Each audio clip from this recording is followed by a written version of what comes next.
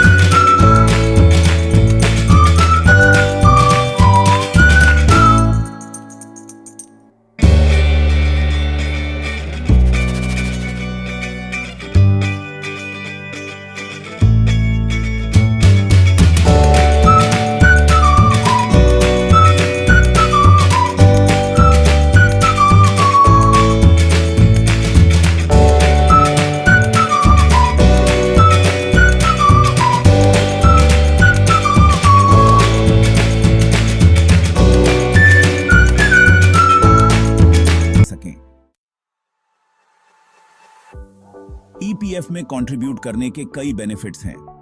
सबसे बड़ा बेनिफिट है रिटायरमेंट के बाद फाइनेंशियल सिक्योरिटी। ईपीएफ आपको लंप सम अमाउंट और पेंशन दोनों ऑप्शंस देता है पैसे लेने के लिए। यह आपके फ्यूचर को सिक्योर बनाने में हेल्प करता है। ईपीएफ में जमा अमाउंट पर आपको अच्छा इंटरेस्ट मिलता है। यह इंटरेस्ट रेट मार्केट के अप्स एंड डाउन से अफेक्ट नहीं होता। ईपीएफ में टैक्स बेनिफिट भी मिलता है। आपके द्वारा ईपीएफ में किया गया कंट्रीब्यूशन सेक्शन 80C के अंडर टैक्स डिडक्शन के लिए एलिजिबल है। इसके अलावा ईपीएफ अकाउंट से पैसे निकालने पर भी टैक्स नहीं लगता है। ओवरऑल ईपीएफ एक सेफ और प्रॉफिटेबल इन्वेस्टमेंट ऑप्शन है। दोस्तों, अब हम बात करते हैं पब्लिक प्रोविडेंट फंड पीपीएफ के बारे में। यह भी एक गवर्नमेंट सेविंग स्कीम है जो लॉन्ग टर्म इन्वेस्टमेंट के लिए बहुत अच्छा ऑप्शन है। पीपीएफ अकाउंट कोई भी पर्सन खोल सकता है, चाहे वो जॉब करता हो या नहीं।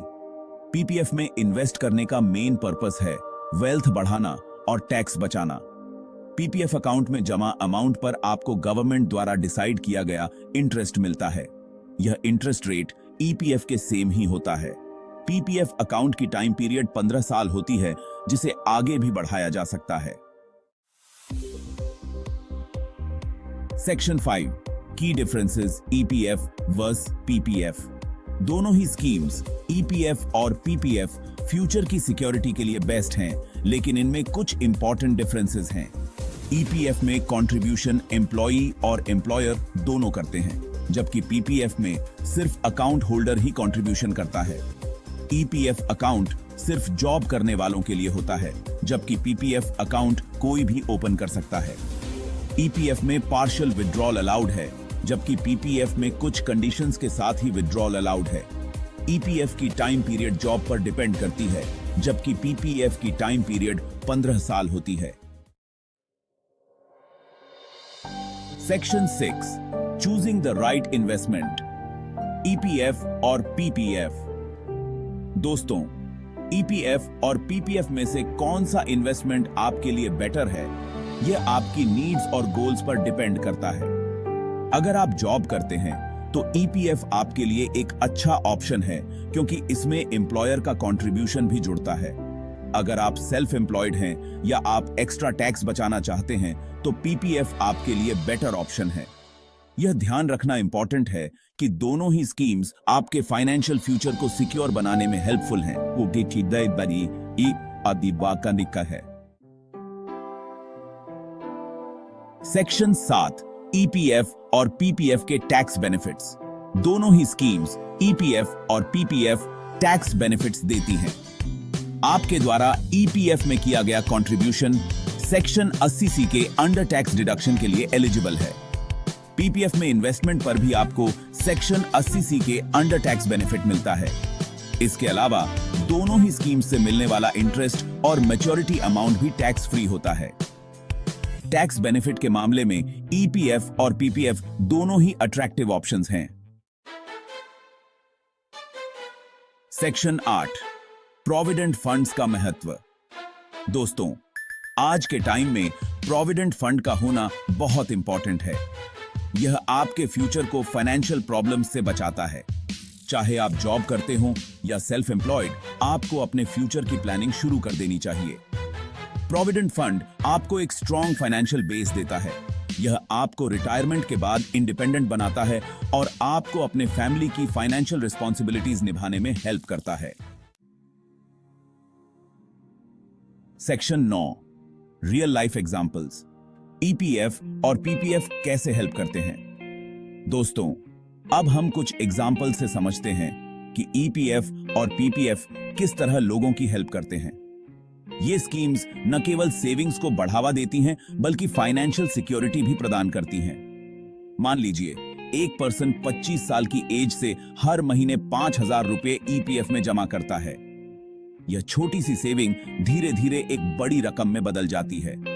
60 साल की एज में रिटायरमेंट के टाइम उसके पास एक मोटी रकम जमा हो जाएगी। यह रकम उसे रिटायरमेंट के बाद फाइनेंशियल इंडिपेंडेंस और पीस ऑफ माइंड देगी। इसी तरह अगर कोई पर्सन 30 साल की एज से हर महीने 10,000 रुपए पीपीएफ में जमा करता है, तो यह भी एक बहुत ही लाभदायक इन्वेस्टमेंट साबित हो सकता है।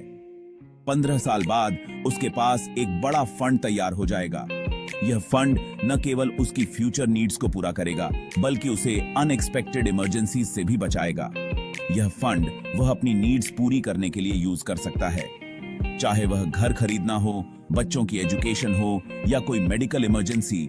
यह फंड हर सिचुएशन में काम आएगा। सेक्शन 10 कंक्लूजन, अपने फाइनेंशियल फ्यूचर को सिक्योर करना। दोस्तों, ईपीएफ और पीपीएफ दोनों ही बेस्ट सेविंग स्कीम्स हैं जो आपके फ्यूचर को सिक्योर बनाने में हेल्प करती हैं। यह आपको फाइनेंशियली इंडिपेंडेंट बनाती हैं और आपको लाइफ में आने वाली प्रॉब्लम्स का सामना करने के लिए तैयार करती हैं। इसलिए आज ही अपनी नीड्स के हिसाब से ईपीएफ या पीपीएफ में इन्वेस्ट करना स्टार्ट करें और अपने फ्यूचर को सिक्योर बनाएं। याद रखें, कल किसने देखा है, आज को अपने कर्मों से ऐसा बनाओ कि आने वाला कल खुद ब खुद बेहतर बन जाए।